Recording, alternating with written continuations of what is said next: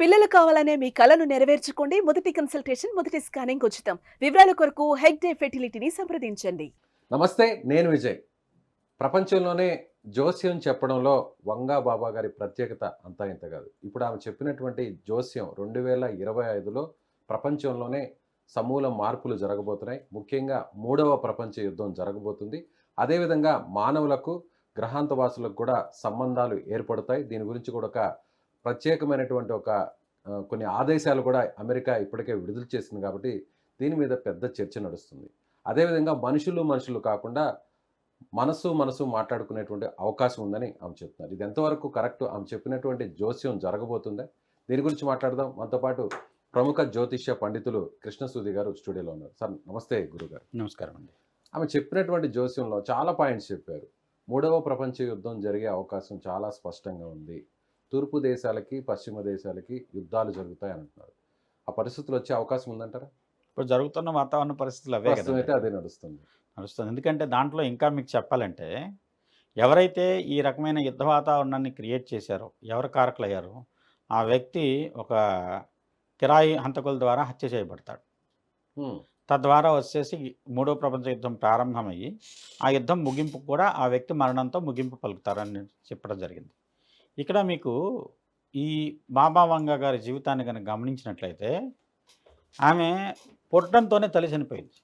చాలా పేదరికంతోనూ అలానే వచ్చేసి చాలా ఈ మొదటి ప్రపంచ యుద్ధం, రెండో ప్రపంచ యుద్ధ పరిస్థితుల్లో కుటుంబం తరచుగా మారవలసి వచ్చిన పరిస్థితులు. వాళ్ళ ఫాదర్ వచ్చేసి ఆ ప్రపంచ యుద్ధంలో సైనికుడిగా పనిచేశాడు. తద్వారా వచ్చేసి ఆమె ఒక రకమైన కష్టకాలాన్ని ఎదుర్కొంది మొదటి నుంచి. తండ్రి రెండో వివాహం చేసుకొని అక్కడి నుంచి ఒక వేరే సిటీకి మారారు. మారినప్పుడు పెద్ద తుఫాను, దాంతో వచ్చేసి ఈదురుగాలి, ఇవాళ టొర్నడో అంటున్నారు కదా, అలాంటి ఈదురుగాలి ఒక్కసారి తండ్రిని తన్ని ఎత్తి వచ్చేసేసి ఎక్కడో పడేసింది. పొదల్లోనూ ముళ్ళల్లో చిక్కుకుపోయి రాళ్ళు పడి దాని మీద చాలా హీనమైన స్థితిలో, అసలు బతకదనే నమ్మకం ఉన్నటువంటి లేని పరిస్థితుల్లో ఆమెను కాపాడి తీసుకొచ్చారు. తీసుకువచ్చి కొన్నాళ్ళు ట్రీట్మెంట్ చేసిన తర్వాత ఆమె రికవర్ అయింది. దాంట్లో కళ్ళు పోయినాయి. ఇలాంటి ఇబ్బందికరమైన పరిస్థితుల్లో ఆమెకి ఒక రకమైనటువంటి పరేంగిత ప్రజ్ఞ అంటాం, ఓకే, విశేషమైనటువంటి జ్ఞానం మెదడుకు అందటం మొదలుపెట్టి. అంటే కళ్ళు లేవు, విజన్ లేదు, జ్ఞాననేత్రం తెరుచుకుంది అనొచ్చు మన భాషలో చెప్పాలంటే. జ్ఞాననేత్రం అలా వచ్చింది. అలా వచ్చింది. దాని ద్వారా అంటే ఇక్కడ ఏంటంటే కొన్ని గ్రహాలు మీరు గమనించినట్టయితే మనం చూసేటువంటి నవగ్రహాలు 9, కానీ యురేనస్, నెప్ట్యూన్, ప్లూటో అనే గ్రహాలను మనం వదిలేసాం. ఎందుకంటే వాటి యొక్క ప్రభావం 80 సంవత్సరాలు ఒకసారి కాలచక్రాన్ని పరిభ్రమించడానికి అయ్యేటువంటి సమయం 180 ఏళ్ళకు ఒకటి, 260 సంవత్సరాలకు ఒకటి అలా ఉన్నందు కారణం చేత వాటిని పట్టించుకోవడం చాలా వరకు తగ్గించారు. కానీ కొంతమంది వ్యక్తుల్లో ఆ గ్రహాల యొక్క ప్రభావం అత్యద్భుతంగా పనిచేస్తుంది. ఇక్కడ మీకు మన ప్రాంతంలో మనందరికీ తెలిసినటువంటి వ్యక్తిగా సత్యసాయి బాబా గారిని తీసుకోండి. ఇటువంటి విశేషమైనటువంటి జ్ఞానం ఉంది. ఆయన ఎక్కడో ఉన్న వాళ్ళని పిలిపించుకునేవాళ్ళు. అంటే ఎక్కడో అమెరికాలో ఉన్న వాళ్ళనో, యూరోప్లో ఉన్న వాళ్ళనో, ఆఫ్రికాలో ఉన్న వాళ్ళనో ఆయన దగ్గరికి పిలిపించుకునేవాడు. ఆయన కల్లో కనపడి ఆయన రమ్మన్నారు, అందుకోసం వచ్చామని చెప్పిన వాళ్ళు చాలామంది ఉన్నారు. అంటే పుట్టపర్తి ఆయనకి జాతకాన్ని అంటే నా సబ్జెక్టు జ్యోతిష్యం, దాని పరంగా విశ్లేషణ చేస్తే ఆయన లగ్నంలోనే యురేనస్, నెప్ట్యూన్ ఇద్దరు ఉన్నారు. అందువల్ల ఏంటంటే ఆయన ఇలాంటి చిన్న స్థానంలో ఆయన నేల మీద ఒక డాన్స్ లాగా చేస్తూ సూదిని కూడా కంటితో పట్టుకొని పైకి లేపగలిగేవాళ్ళు. అంత సునిశ్చితమైన దృష్టి ఉంది ఆయనకి, అంత కాన్సన్ట్రేటివ్ పవర్స్ ఉన్నాయి ఆయన దగ్గర. అలానే ఏంటంటే ఈమె బాధల్లోంచి ఒక ప్రత్యేకమైనటువంటి పరేంగిత ప్రజ్ఞ ద్వారా ఈ బాధలన్నిటికీ పరిష్కారం ఏమిటి, ఎలా ఏమిటంటే కొన్ని బాధలు తెలిసినాయి, ప్రపంచ భవిష్యత్తు తెలిసిన దానికి ఏ సంవత్సరం ఏం జరుగుతుంది ఒక సిరీస్ ఆఫ్ ఇన్సిడెంట్స్గా ఆ విధంగా చెప్పగలిగేదా. అంటే ఆమె ఇప్పటి వరకు చెప్పినవన్నీ కూడా జరిగాయి గురువు? చాలా వరకు జరిగినాయి. ఇప్పుడు ఒకటండి, 100% ఎక్కడ ఎక్స్పెక్ట్ చేయొద్దు మీరు, ఎవరి వల్ల అది కాదు. ఎందుకంటే 100కి 100% ఫలితాలంటే ఇప్పుడు ముఖ్యమైన సంఘటనలు గుర్తించగలగడం కూడా గొప్ప అక్కడ. అందులో మీరు గమనిస్తే యూరోపియన్ కల్చర్లో ఒకప్పుడు నెస్ట్రోడమస్ ఉన్నాడు, అది ఫ్రెంచ్ రిలేటెడ్గా ఉండేటువంటి ఆస్ట్రాలజర్ ఆయన. అలానే కీరో, ఇవాళ ఎవరైనా పామిస్ట్రీ గురించి మాట్లాడితే ఫస్ట్ కీరో గురించే మాట్లాడతారు. ఆయనకు ఒక రకమైనటువంటి జ్ఞానం. అలానే వచ్చేసి మీకు రష్యన్ జార్స్ చక్రవర్తుల దగ్గర రస్పుతిన్ అని చెప్పి ఒక అతను ఆస్ట్రాలజర్ ఉండేవాడు. అతన్ని చంపి ముక్కలు చేసి దాంట్లో నదిలో పడేసినా మళ్ళీ మొక్కలను ఎత్తుక్కొని మళ్ళీ బతికొచ్చాడు. ఆ విధంగా చెప్తారు చరిత్రని. అంత విశేషమైనటువంటి చరిత్ర ఉన్నటువంటి, అంటే అక్కడ దేశానికి ఒక ఒక ఒక కాలంలో ఒక ఒక్కొక్కరు. వ్యక్తి ఉన్నాడు. మొత్తం యూరోప్ మొత్తం ఆ వ్యక్తికి పేరు ప్రఖ్యాతులు కానివ్వండి, గౌరవ మర్యాదలు కానీ దక్కేవి.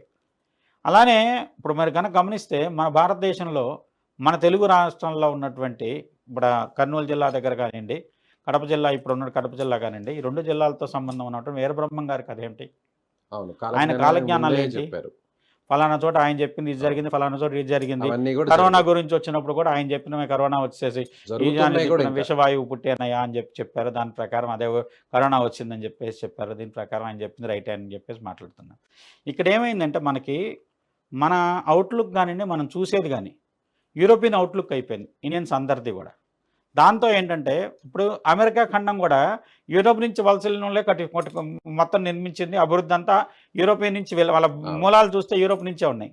మనకేంటంటే మనకి ప్రాచీనమైన చరిత్ర ఉన్నా కూడా యూరోప్ వచ్చి మనం పరిపాలించిన తర్వాత బ్రిటిష్ వాళ్ళు బ్రిటిషర్స్ వచ్చిన వల్ల తర్వాత నుంచి వాళ్ళ మారింది. చరిత్ర కానీ ఏదైనా వాళ్ళ అవుట్లుక్లో చదువుకున్నాం. ఇండియన్ మ్యాకియావెల్లీ అంటారు చాణక్యుడిని. చాణక్యుడు ఎప్పుడో సెంచరీస్, మ్యాకియావెల్లీ 19th సెంచరీ వాడు. మ్యాకియావెల్లీతో చాణక్యుని పోల్చి చాణక్యుడు చెప్పింది ఎప్పుడు, ఆయనకు అర్థశాస్త్రం రాసింది ఎప్పుడు అని గమనిస్తే అదెంతో పురాతన కాలంలో రాశాడు. కానీ ఇక్కడ ఈమె దగ్గరికి వచ్చేసరికి ఈమెకి భగవంతుడు ఒక ప్రజ్ఞ అందించాడు. ఒక రకమైనటువంటి టెలిపతి అనుకోండి, లేకుంటే జ్ఞాననేత్రం అనుకోండి, భవిష్యత్తు దర్శించేటువంటి యోగాన్ని ఆమెకి ఇచ్చాడు భగవంతుడు.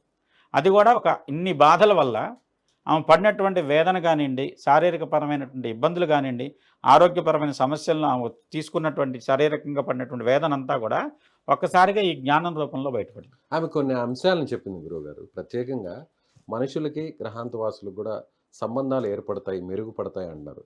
ఆల్రెడీ అమెరికా అధ్యక్షుడిగా మళ్ళీ వచ్చినటువంటి డొనాల్డ్ ట్రంప్ కూడా దీనికి సంబంధించినటువంటి కొన్ని ఫైల్స్ని కూడా రిలీజ్ చేస్తారని ఆయన అనౌన్స్ చేశారు. సో దీనివల్ల ఆమె బేస్ చేసి చెప్పింది అనుకోవచ్చా? ఆయన నిజంగా ఇచ్చినటువంటి వచ్చేసి స్టేట్మెంట్. దానికి కొన్ని మనం భూమి మీద జీవం ఉందనుకుంటున్నామండి. కొన్ని కోట్ల కాంతి సంవత్సరాల దూరంలో భూమితో పాటు సమానంగా ఉన్నటువంటి వేరే గ్రహం ఉందని చెప్తున్నారు. అక్కడ జీవం ఉంది. ఇప్పుడు మార్స్ ఉన్నాడు, భూమి నుంచి విడిపోయిన ముక్క. అక్కడ ఏదో శివాలయం లాంటిదో గణపతి లాంటి విగ్రహాలు కనపడుతున్నాయని చెప్పి మనకి చాలామంది అక్కడి నుంచి ఫొటోస్ వచ్చిన దాని ప్రకారం విశ్లేషణ చేస్తున్నారు. శాటిలైట్లు కూడా పంపించారు. దాని ప్రకారం విశ్లేషణ చేస్తున్నారు. ఇదంతా ఏంటంటే జ్ఞానం ముందుకు వెళ్తున్న కొద్దీ ఒకదాంతో ఒకటి. ఇప్పుడు అంతకుముందు మనం ఒక దేశం వెళ్ళాలంటే, దేశాంతరం వెళ్ళాలంటే కొన్ని నెలలు పట్టేది. అవును. ఇవాళ పొద్దున్న లేస్తే ఓడల సాయంత్రానికి ఆ ద్వారా దేశంలో వెళ్ళేవాళ్ళు. ఉంటున్నాం. యూరోప్ లాంటి దానికి అనుకోండి ఒక 12 గంటల లోపే ట్రావెల్లో వెళ్తున్నాం. అమెరికా లాంటి దానికి అనుకోండి ఒక రోజు వ్యవధిలో వెళ్ళిపోగలుగుతున్నాం. ఎలన్ మస్క్ ఇప్పుడు చెప్తున్నారు కొన్ని నిమిషాల్లో వెళ్ళిపోయే విధంగా కూడా కొత్తగా తీసుకొస్తాను సూపర్ సోనిక్ ఇవన్నీ ఫ్లైట్స్. జరుగుతున్న దాంట్లో ఎప్పుడైతే నాలెడ్జ్ పెరుగుతుందో కంటిన్యూస్గా కొన్ని వాళ్ళ నుంచి కొన్ని సంకేతాలు వస్తుంటాయి వేరే గ్రహాంతర వాసుల నుంచి. మన వాళ్ళు కూడా కొన్ని శబ్ద తరంగాలను పంపిస్తుంటారు విశ్వంలోకి. తద్వారా ఏదన్నా ఫ్రీక్వెన్సీ మ్యాచ్ అయిందనుకోండి లింక్ అనేది ఏర్పడుతుంటుంది. అయితే మీకు ఇక్కడ గమనించాల్సింది ఇవి కొన్ని గ్రహాల యొక్క తీవ్రమైనటువంటి పరిస్థితులు ఒక రాశిలో సమ్మేళనం కానీ కొన్ని గ్రహాల సమ్మేళనాలు కానీ మీరు గమనిస్తే ఈ సంవత్సరంలో జరిగిన మార్పులు ఏంటి 2024 సంవత్సరంలో అంటే ఫ్లూటో ఒక రాశి నుంచి ఒక రాశికి మారాడు. రాబోయే దాంట్లో శని ఒక రాశి నుంచి ఇంకో రాశికి మారుతున్నాడు. అలానే రాహు వచ్చేసి 1.5 సంవత్సరం పాటు ఒక రాశి నుంచి మీనం నుంచి కుంభంలోకి వస్తున్నాడు. ఈ మార్పుల్లో ఒక రకమైనటువంటి మీనంలో ఉన్నటువంటి శని వల్ల కానివ్వండి, అలానే వచ్చేసి ఫ్లూటో యొక్క ట్రాన్సిట్ కుంభరాశిలో ఉన్నందువల్ల కుంభరాశి చాలా విశేషమైనటువంటి అంతర్గతమైనటువంటి జ్ఞానాన్ని, రహస్యమైనటువంటి జ్ఞానాన్ని అందిస్తుంది. తద్వారా వచ్చేసి ఒక రకమైనటువంటి పరిశోధనలు అత్యంత నిగూఢమైనటువంటి రహస్యాలు వెలికి తీసేటువంటి అవకాశం ఉంది. తద్వారా ఇవి జరగడానికి అవకాశం. అలానే యురేనస్ నెప్ట్యూన్ కూడా చాలా ప్రభావితం చూపెడతారు. సో దీనివల్ల విధ్వంసం కూడా జరిగే అవకాశం ఉంది, ఆ ప్రమాదం కూడా పొంచి ఉందని కూడా ఆమె చెప్పడం జరిగింది. ఇప్పుడు ఆమె చెప్పిన దాంట్లో ఆమె రీజన్స్ ఆమెకు ఉండొచ్చు కానండి. మనం ఇవాళ ఉన్నటువంటి గ్రహస్థితిని విశ్లేషణ చేసుకున్నట్లయితే ఒకే క్యాలెండర్ ఇయర్లో మన క్యాలెండర్ తెలుగు పంచాంగం అనుకోండి, లేకుంటే వచ్చేసి ఇంగ్లీష్ క్యాలెండర్ ఇయర్ అనుకోండి, పంచాంగం. ఒక సంవత్సరం వ్యవధి లోపల వరుసగా 4 లేదా 5 గ్రహణాలు జరిగితే ఆ సంవత్సరం ఇబ్బంది ఉంటుంది. 2024 జూన్ జూలై దగ్గర నుంచి మళ్ళీ రాబోయే జూన్ జూలై లోపల గ్రహణాలు వరుసగా జరిగినాయి. 2 గ్రహణాలు ప్రీవియస్గా జరిగినాయి సెప్టెంబర్ అక్టోబర్లో. రాబోయే మార్చిలో 2 గ్రహణాలు ఉన్నాయి. మార్చి 29 సూర్యగ్రహణం తర్వాత యురేషియాకి అమెరికా ఖండాలకు మధ్యలో ఉన్నటువంటి అట్లాంటిక్ ఓషన్ రిలేటెడ్గా చాలా ఇబ్బందికరమైన వాతావరణ పరిస్థితులు, జల ప్రమాదాలు, జలం ద్వారా వచ్చేటువంటి సునామీ లాంటివి కానివ్వండి, భూకంపాలు, సముద్ర మధ్యమంలో ఏర్పడటం వల్ల కలిగేటువంటి తీవ్రమైన అల్లల తాకిడి కానివ్వండి, ప్రకృతి ప్రకృతి వైపరీత్యాలు వైపరీత్యాలు, జల సంబంధమైన వైపరీత్యాలు, సునామీ లాంటివి. సునామీ లాంటివి కానీ జరగడానికి అవకాశం ఉంది తద్వారా సూర్యగ్రహణం కాబట్టి. Hmm. తర్వాత ఇప్పుడు ఈ సూర్యగ్రహణం మొన్న జరిగిన సూర్యగ్రహణానికి ముందు మనమే మాట్లాడుకున్నాం వర్షాల గురించి, భూకంపాల గురించి. మనం హైదరాబాదు యాజ్ పర్ జియాలజిస్టుల ప్రకారం అత్యంత సురక్షితమైనటువంటి ప్రాంతం, అవును. సిస్మిక్ జోన్ కాదు. కాదు, కానీ హైదరాబాద్కి 200 కిలోమీటర్ల దూరంలోనే భూకంప కేంద్రంతో వచ్చి మనం చూసాం ఇక్కడ కూడా భూకంపం. ప్రకంపనలు చూసాం. హైదరాబాద్లో కూడా ప్రకంపనలు వచ్చినాయి. దానికి కారణం విశ్లేషిస్తే ఇప్పుడు మీకు బృహత్ సంహిత అనేటువంటి దాంట్లో వరాహమిహిరుడు స్పష్టంగా చెప్పాడు, గ్రహణాలు రావడానికి ముందు ఈ పరిస్థితులు ఏర్పడతాయి. ఆ పరిస్థితుల ప్రకారం ఎక్కడైతే గ్రహణానికి మనకు భూకంపానికి కేంద్రం ఏదైతే ఉందో దాని దగ్గరే కొన్ని వేల చెట్లు ఒక్కసారిగా విడుచుకుపడి పడిపోయిన వేళ్లతో సహా పెకలించుకొని దానికి 5 కిలోమీటర్ల లోపే భూకంప కేంద్రం జిల్లాలోనే ఇదంతా జరిగింది. అక్కడే జరిగింది ఇది కూడా. దాని వరాహమిహిరుడు గ్రంథం చూడండి, ఇవాళ నేను కాదు మీరు చూడండి, ఎవరైనా చూడండి, దాంట్లో భూకంప సంబంధించిన సూచన కోసం ఆయన ఏం చెప్పాడు, దాని ప్రకారం యాజ్ ఇట్ ఈజ్గా జరిగింది. అప్పుడు శాస్త్రం దాన్ని చెప్తుంది కదా, దాన్ని నువ్వు విశ్లేషించుకోకపోవడం నీ తప్పు. ఆ జ్ఞానం మనకు ఉన్నప్పుడు జ్ఞానాన్ని వాడుకోవాలి. తద్వారా ఇప్పుడు జన నష్టం జరగలేదు, అదృష్టవంతులం. నష్టం జరిగి ఉంటే అంతే. అలానే వరదలు వచ్చినాయి, జల సంబంధమైన గత కొన్ని సంవత్సరాలుగా గమనిస్తే క్లౌడ్ బరస్ట్ ఒకే చోట విపరీతమైన వాన జరుగుతుంది. విజయవాడలో విపరీతమైన వరదలు జరిగినాయి. అదే కాకుండా మీరు మొన్న ఒక టెంపుల్ నుంచి ఒక చూశానండి, మిగతా అన్నీ వదిలేసినాయి. టెంపుల్లో మూల విరాట్ ఏదైతే ఒక చిన్న విగ్రహం ఉందో దాని మీద మాత్రమే వానబడింది, చిదంబరం టెంపుల్లో నటరాజస్వామి మీద. మిగతా గుళ్ళో ఎక్కడా వానలేదు, ఆ ఒక్క విగ్రహం మీద మటుకు వానబడి ఆ విగ్రహం మాటకే తడిసింది. ఇలాంటివన్నీ ఏంటంటే కొన్ని ప్రత్యేకతలను సూచిస్తున్నాయి కాలం.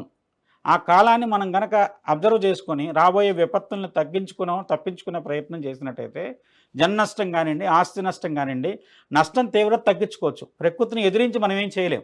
ప్రకృతి కూడా ఓపిక పడుతుంది మనం చేసే ప్రతి పని. ఆ ఓపిక బట్టి ఎప్పుడో ఒక చోట అది అడ్జస్ట్ చేసుకోవాలి కదా. అడ్జస్ట్ చేసుకునేటప్పుడు మనం నలిగిపోతున్నాం. సో మన జ్యోతిష్య శాస్త్రం ప్రకారం ఆమె చెప్పిన దాంట్లో కొన్ని వాస్తవాలు ఉన్నాయంటారా? చాలా వరకు ఉన్నాయండి.